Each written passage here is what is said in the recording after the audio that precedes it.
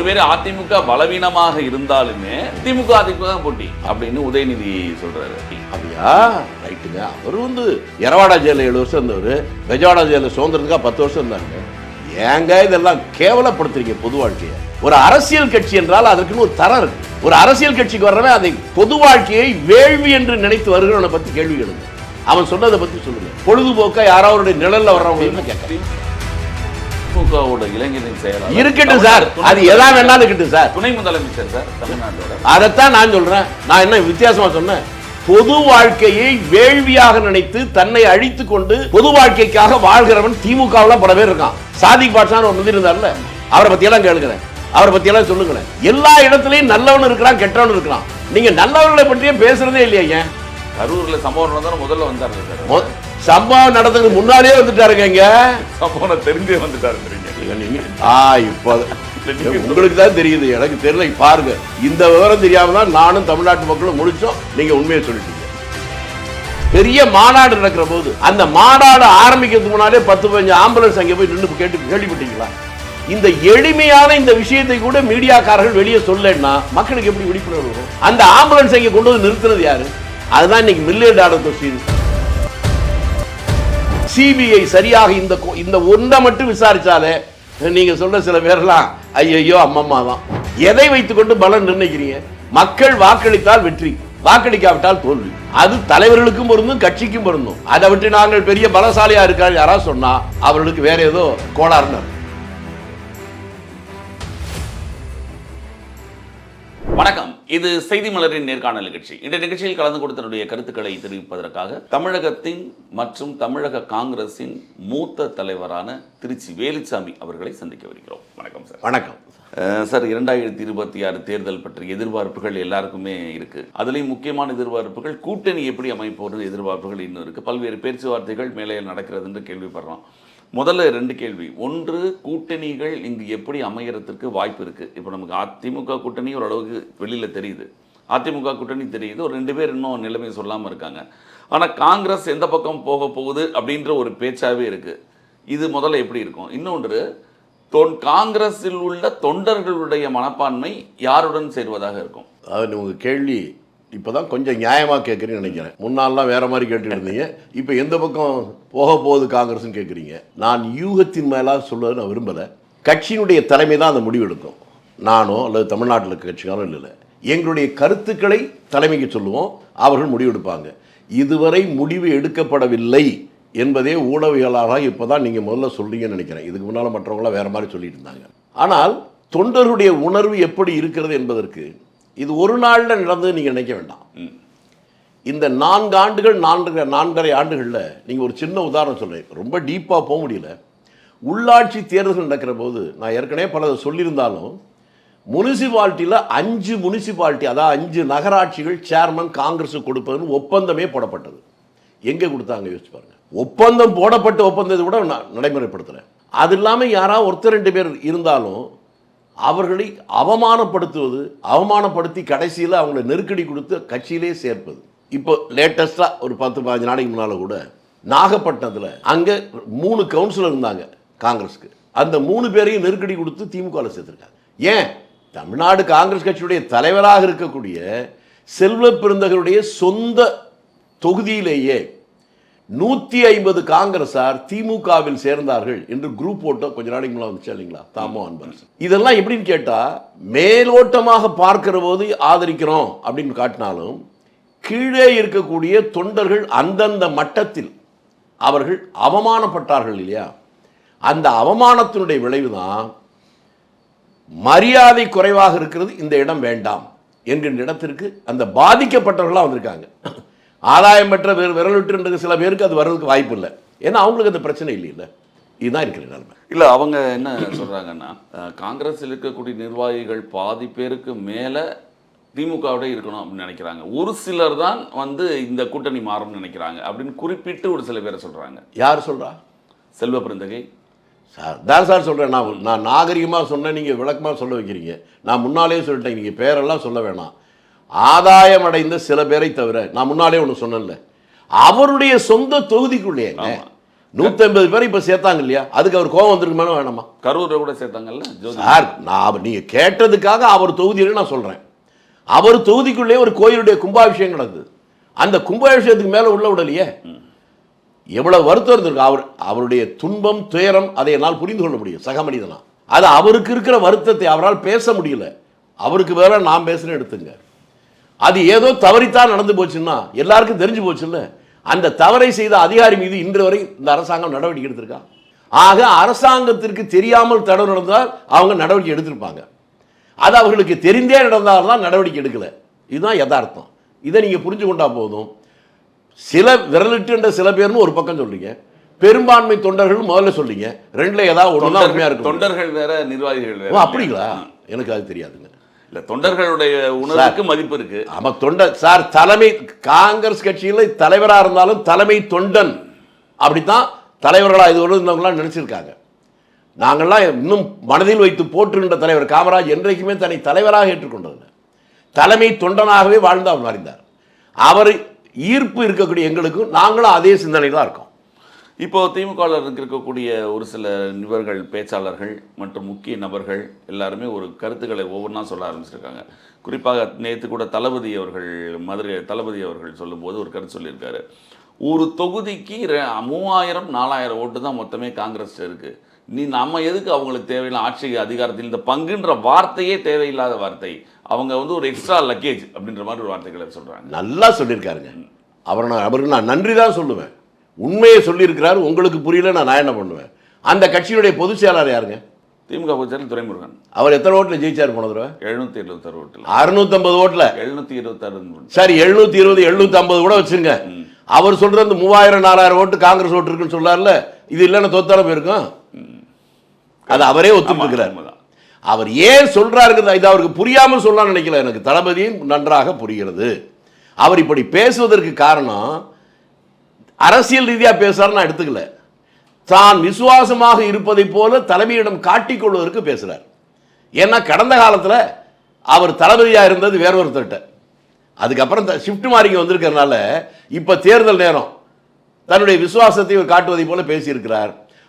அவரை அறியாமலே ஒப்புக்கொண்டு ஒரு தொகுதிக்கு 3000 ஓட்டு 4000 ஓட்டு அவர் சொன்னதான் சொல்றேன். 4000 கூட வேணாம், 3000 வச்சுக்கிட்டா கூட அவங்க பொதுச் செயலாளரே தோத்து போயிருப்பார் அப்படிங்கிற மறைமுகமாக சொல்லியிருக்கிறார். அவருக்கு நன்றி. இல்லை, இப்போ திமுகவோட கூட்டணியில் இருக்கும் பொழுது பல்வேறு சங்கடங்கள் இருக்கும். இப்போ ஆட்சியில் பங்கு, அதிகாரத்தில் பங்குன்னு இப்போ குரல் இப்பொழுது ஓங்கி ஒலிக்குது. ஆனால் இதற்கு முன்பாகவே ஒரு வாய்ப்பு தவறப்பட்டது இல்லையா 2006? சார், அது வேற சார். நீங்கள் எல்லாரும் என்ன தப்பு பண்ணுறீங்கன்னா, அன்னைக்கே நடந்துச்சு, அன்னைக்கே வாங்கல, இன்னைக்கே வாங்குறீங்கன்னா நேற்று இருந்தது இன்னைக்கு தான் இருக்கணுங்கிற அவசியம் இல்லை. அந்தந்த காலகட்டத்தில் அவர்களுக்கு என்ன தோன்றுகிறதோ அதான் செய்வாங்க. நீங்கள் 10 வயதில் நீங்கள் உங்களுடைய உணர்வு எப்படி இருக்கும், 20 வயதில் ஒரு உணர்வு இருக்கும், 30 வயதில் இருக்கும். யோசிச்சு பாருங்க. அப்போதான் உங்களுக்கு அந்த வித்தியாசம் புரியும். தனி மனிதனுக்கே காலம்தான் பல விஷயங்களை கற்றுக் கொடுக்கிறது என்றால் ஒரு அரசியல் கட்சிக்கு அது பொருந்தும் இல்லை. நேற்று ஏன் கேட்கல, இன்னைக்கு கேட்குறேன். நேற்று கேட்கல, நீங்கள் கொடுக்கல, இப்போ கேட்குறோம் கொடுங்க. அதையும் சொல்ல மாட்டீங்க. நேற்று அவங்க கேட்கல சார், நீங்கள் கொடுக்கல, இப்போ கேட்டாங்கல்ல கொடுங்க சார். நீங்கள் மீடியாக்காரங்களாம் போய் சொல்லுங்க சார். இல்லை, ஆட்சியில் பங்கு கண்டிப்பாக இந்த தடவை நீங்கள் வலியுறுத்துறீங்க. இல்லை, ஆட்சியில் பங்குன்னு கேட்குறேன்னு கண்டிப்பு இல்லாமல் என்னங்க? எங்களுடைய உரிமையை கேட்கிறோம். அதற்கு காரணம் கடந்த காலத்தில் முதல்ல ஒன்று சொன்னேன், வசதியாக மறந்துட்டீங்க. நகராட்சிகள்லேயே 100க்கு மேற்பட்ட நகராட்சி தமிழ்நாட்டில் இருப்பதை காங்கிரஸ் கட்சிக்கு 5 நகராட்சி தான் ஒதுக்குனாங்க. ஒதுக்கிய நகராட்சியை கூட அவர்களுக்கு தரவில்லை என்பதை நான் வாயில சொன்னாதான் தப்பு. நீங்களே கண்டுபிடிச்சுங்க. ஆக ஒப்பந்தத்தில் கையெழுத்து போட்டதே கூட அவர்கள் செயல்படுத்தல. அப்படி இருக்கிற போது இப்பவே நாங்க எதுவுமே கேட்கலன்னா ஒண்ணுமே இல்லாமல் போகும். இல்லை, கிட்டத்தட்ட ஒரு 40-50 வருடங்களாக இருக்கக்கூட கட்சியோட கூட்டணி வைப்பது தான் சரியே தவிர புதிதாக வந்த ஒரு கட்சியை நம்பி போவது அப்படின்றது தாவேகா குறிப்பிட்டே சொல்றாங்க. எல்லா கட்சியும் ஒரு நடந்து புதுசாக தாங்க ஆரம்பிச்சிருக்கோம். 140 வருஷத்துக்கு முன்னால ஆரம்பிச்ச காங்கிரஸ் கட்சி நீங்க சொல்ற 75 வருஷத்துக்கு முன்னால திமுக. அப்ப காங்கிரஸ் தானே கேட்கணும். உங்க வாதப்படி சொல்றேங்க. சீனியாரிட்டி கரெக்டா சொல்றீங்க நீங்க. அவங்களுக்கு புத்தி இருந்தாக்க பெரிய கட்சி, சீனியாரிட்டி கட்சி அது சொல்றதை கேட்கணும்.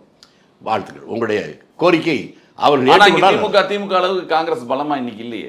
பலமா பலவீனமாங்கிறதெல்லாம் பலத்தை வச்சுதானே சார் நீங்க அது பலத்தை தான் சார்.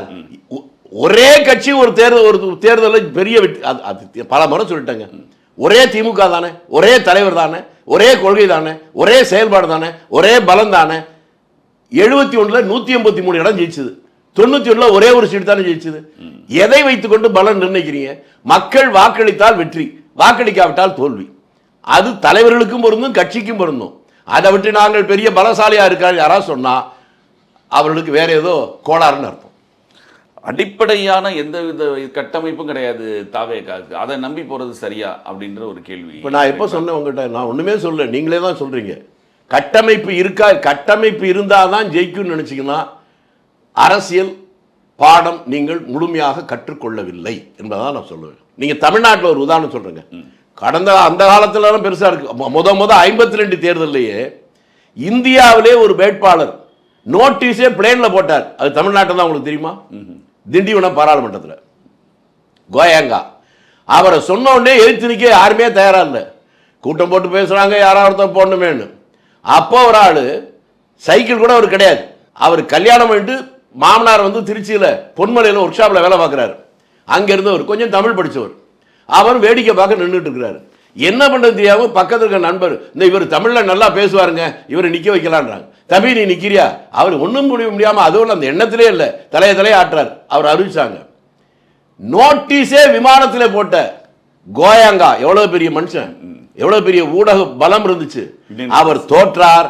அவர் எதிர்த்து ஓட்ட சைக்கிள் கூட இல்லாத திருக்குறள் முனுசாமி வெற்றி பெற்றார். அது பழைய வரலாறு. அதுக்கப்புறம் சாத்தாங்குளம், நெல்லை ஜெர்மனி, சட்ட வேட்டி கூட அவர்கிட்ட கிடையாது. இங்கேருந்து சட்ட வேட்டியோட போனார்.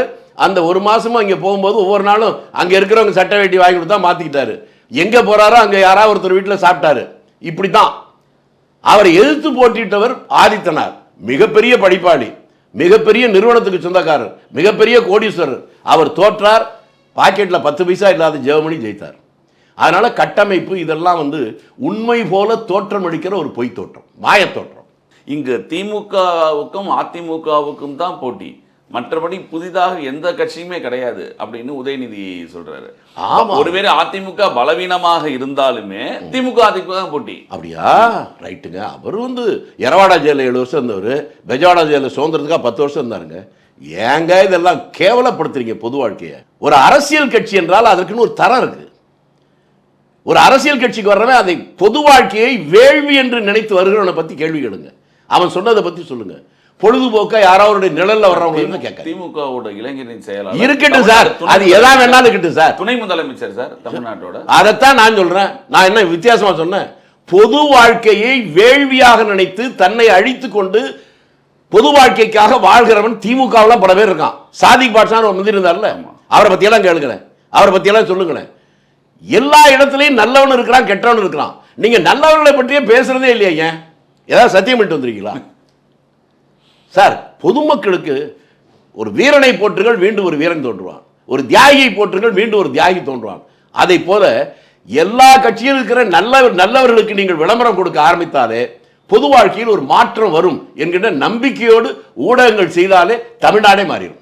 ஊடகங்கள் செய்யலாம் சார். திமுக காரங்களை என்ன சொல்றாங்க? நீங்க சொல்ற மூத்த பொதுச் செயலாளர் இருக்கக்கூடிய மூத்த நிர்வாகியான துரைமுருகன் என்ன சொல்றாரு? உதயநிதி அவர்களுக்கு அப்புறம் இன்பநிதி வந்தாலும் நாங்கள் உழைப்போம். ஏன்னா அவங்க வந்து அப்படி சொன்ன உடனே நீங்கள் கண்டிக்க வேண்டிய நீங்க அதை போய் ஸ்லாகிச்சு பேசுறீங்கன்னா ஐயோ பாவம். ஸ்லாகித்து அவர் பேசுறாரு, அவர் பேசுறாரு, அதை தப்புல நீங்க சொல்லணும். நாங்க தவறு தான் சொல்றோம். அதை சொல்லுங்க சார். அனுபவத்திற்கு நான் என்ன சொல்றேன்னு புரிஞ்சுங்க. அனுபவம் வெள்ளரிக்கா அதெல்லாம் கிடக்கட்டும். எது சரி எது தப்புன்னு பார்த்து அந்த தவறை விமர்சிப்பதும் நல்லதை ஆதரிப்பதும் அந்த நிலைக்கு ஊடகங்கள் வந்துவிட்டாலே சமூகத்தில் பெரிய மாற்றத்தை உருவாக்க முடியும். மாற்றம் வந்துட்டா நீங்களுக்கு மகிழ்ச்சி, மாற்றம் வரலைன்னா அடுத்து தொடர்ந்து போராடணும் அப்படி நினைக்கணும். அந்த இடத்துக்கு வர வேண்டும் என்று என்னுடைய வேண்டுகோள். தாவேக்காவை பொறுத்த வரைக்கும் இன்னொரு முக்கியமான ஒரு குற்றச்சாட்டு அவங்க மேலே வைக்கிறாங்க. என்னன்னா, அதோட தலைவராக இருக்கக்கூடிய விஜய் அவர்கள் முக்கியமான பிரச்சனைகளுக்கு எதுக்குமே வாய் திறக்கிறது கிடையாது.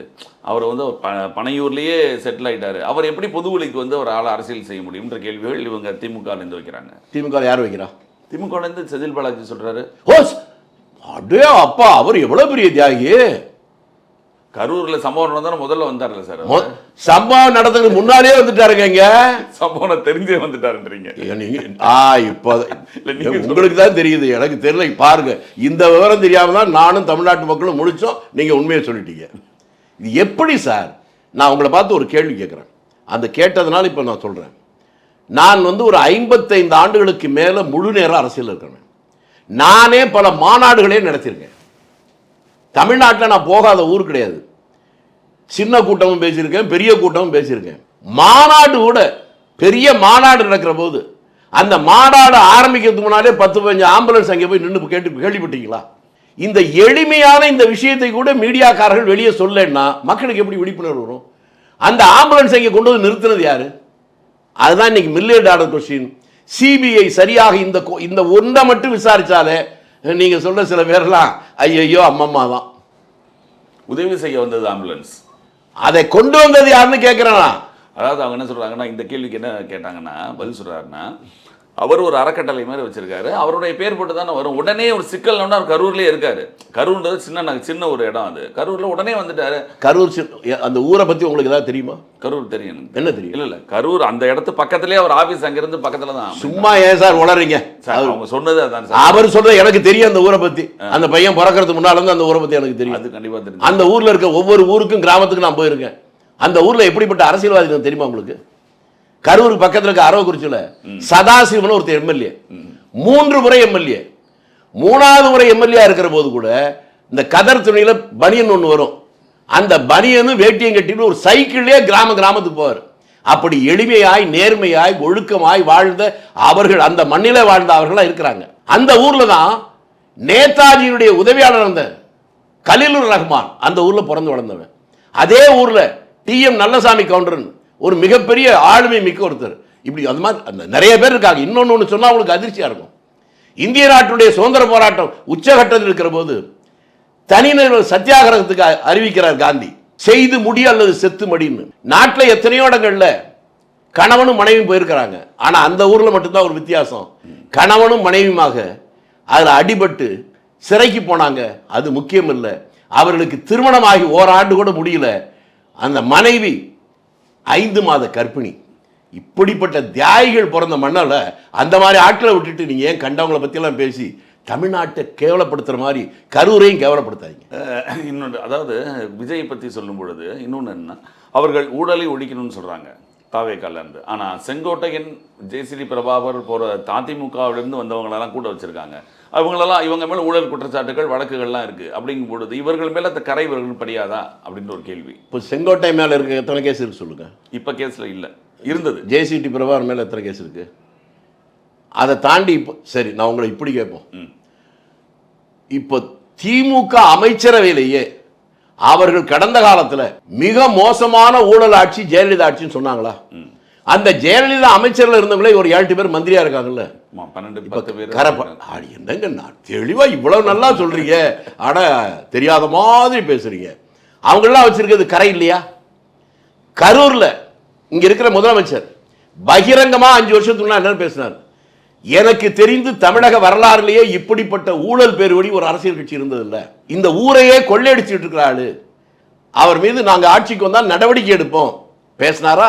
அங்கேயும் பேசினாரு. அடுத்து குடித்தல்ல வந்து அங்கேயும் பேசினாரு. வீடியோ வேணாலும் உங்களுக்கு தர்றேன். யாரை பத்தி பேசினாரு? செந்தில் பாலாஜி பேசினா. அதை சேர்க்கும் போது இந்த கேள்வி எல்லாம் கேட்டீங்களா? இல்ல, அவருடைய கேள்வி அது. நான் வந்து என்னோட கேள்வி வேற. நான் என்ன சொல்றேன், அவர் என்ன சொல்றாரோ அதை சொல்றேன். அதெல்லாம் அதை கேட்கறதுக்கு நீங்க எதுக்கு வரீங்க? அவரே கேட்டு போறா, நான் சொல்லிட்டு போறேன். நீங்க என்ன கேட்கறீங்கன்னு தான் நான் கேட்கறேன். அவர் கேட்டதே அவங்க, அவர் கேட்டதை கேட்டீங்க. இப்ப நான் கேட்டதை அவர்கிட்ட கேளுங்க. கண்டிப்பா அவர்கிட்ட கேட்டு வந்து சொல்லுங்க, நான் சொல்றேன். எப்படி திமுக வந்து இப்போ விஜய் அவர்களை எதிர்க்கிறாங்களோ, இது வரைக்கும் ரொம்ப சாஃப்டா இருந்த அதிமுக அவங்களும் இப்போ பதிலளிக்க ஆரம்பிச்சிட்டாங்க. நீங்கள் பார்த்துருப்பீங்க, இந்த அதிமுக ஐடி விங்கில் ஒரு 12 கேள்விகள் போட்டு விஜய் அவர்களுக்கு, நீங்கள் பிளாக்ல டிக்கெட் விற்று அதில் பணம் சம்பாதிச்சவர், நீங்கள் ஊழல் பெறுவீங்க இல்லையான்னு ஒரு கேள்வி. ஐடி விங்கோட முதல் கேள்வியாக தான். அது அதிமுக தானே யார் வேணாலும் கேட்குறாங்க. அவங்க கட்சியில் எனக்கு அந்த இன்னைக்கு இருக்கிற அந்த கட்சியில் இருக்க யாரை விட எனக்கு அந்த 2 பேருமே தனிப்பட்ட முறையில் நல்ல நட்பு உண்டு. எனக்கு எம்ஜிஆரிடமும் நட்பு உண்டு.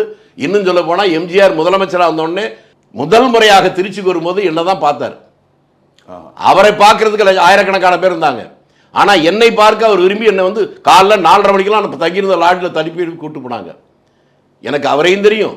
அதற்கு பின்னால் இந்த அம்மையார் பற்றி இப்போ இருக்க எல்லாருக்குமே தெரியும். இங்கே இருக்கிற பல பேர் நின்றுட்டு இருக்கும்போது பக்கத்தில் உட்காந்துருக்குறாங்க. அதெல்லாம் அவங்களுக்கு மறந்துருக்க முடியாது.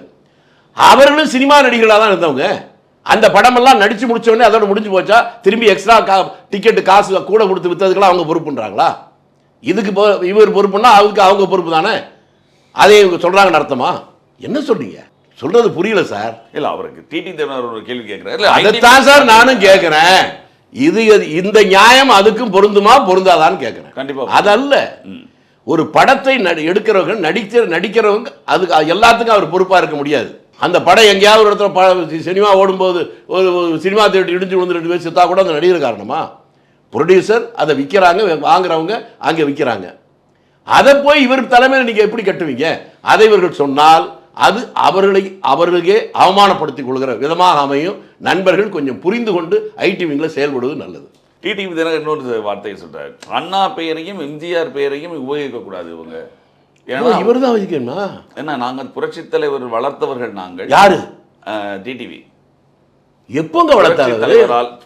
அதான் எப்போ வளர்த்தாரு எனக்கு தெரியல. அவர் ஜெயலலிதா அவர்களால், அவர் சொன்ன வார்த்தை அம்மா அவர்களால் வேண்டாம். ஏன்னா ரொம்ப சின்ன வயசுல நான் பார்த்துருக்கேன், பழகியிருக்கேன். அந்த குடும்பத்தில் எல்லார்ட்டையும் எனக்கு உண்டு, பழக்கம் உண்டு. அதனால் இந்த கேள்வியை தவிர்ப்பது நல்லது.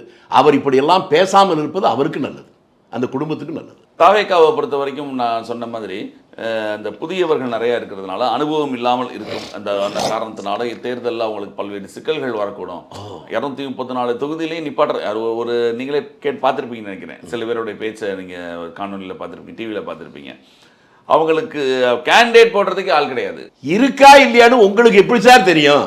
எங்கேயோ ரூம்ல மூலையில் உட்காந்து தமிழ்நாடு முழுக்க உங்களுக்கு ஆள் இருக்கு இல்லைன்றீங்க. அவங்கள பார்க்கறதுக்கு பெரிய கூட்டம் வரம் தானே கேள்வி கேட்குறீங்க. அந்த கூட்டங்கிறது மனுஷ கூட்டமா இல்லை ஆடு மாடு நாய் நரி கூட்டமா? மனுஷ கூட்டம் தானே. அந்த அவ்வளோ பெரிய லட்சக்கணக்கான மனிதர்களை தகுதி இருக்குன்னு இருக்க மாட்டானா? எந்த அடிப்படையில் தகுதி இருக்கு இல்லைன்னு முடிவு பண்றீங்க? இல்லை கூட்டம் வருதுன்னா நேற்று கூட பார்த்தீங்கன்னா திமுகவோட மகளிர் மாநாடு இருந்தது இல்லையா? அதில் ஏகப்பட்ட கூட 1.5 லட்சம் பேருக்கு மேலே இருக்கட்டும். எல்லாருமே அந்த சேலையை ஒரே மாதிரி சேலை அனுபவித்து இது பண்ணி திமுகவோட கரைவேட்டியோட சேலை 1.5 லட்சம். இப்போ தாங்க, அதாவது நீங்க ரொம்ப புத்திசாலிங்க. ஒரே மாதிரி சேலை கட்டியிருந்தாங்க, ஒரே மாதிரி சிரிச்சாங்க, ஒரே பிரியாணி சாப்பிட்டாங்க, ஒரே பாட்டில் தண்ணி குடிச்சாங்க. அப்படிங்கிற போதே ஒரே ஆள் ஏற்பாடு பண்ணதை சொல்லாமல் சொல்றீங்க. இயல்பா வர்றது வேற, செயற்கையாக கூட்டுறது வேற. அதெல்லாம் இது.